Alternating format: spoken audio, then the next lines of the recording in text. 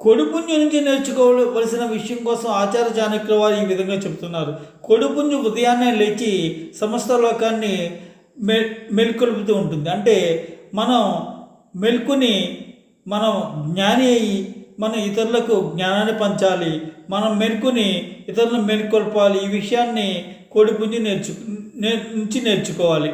అదేవిధంగా కోడిపుంజు తను పోరాడడం, ఇతర కోళ్ళను తరిమివేయడం, అంటే పోరాట పటిమ, సమస్యలో ఎలా ఎదుర్కోవాలి, సమస్యని ఎలా పారదోలాలి అనే విషయం కోడిపుంజు నేర్చుకోవాలి. అదేవిధంగా ఒక కోడిపుంజు అది మితిమీరముగా ఆహారం తీసుకోదు. తనకి కావలసిన ఆహారం మాత్రమే, తన భాగాన్ని మాత్రమే తను తీసుకుంటుంది.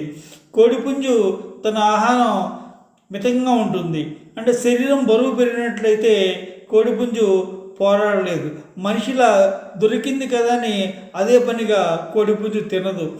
ఇవి నేర్చుకోవలసిన కోడిపుంజు నుంచి నేర్చుకోవలసిన విషయాలు.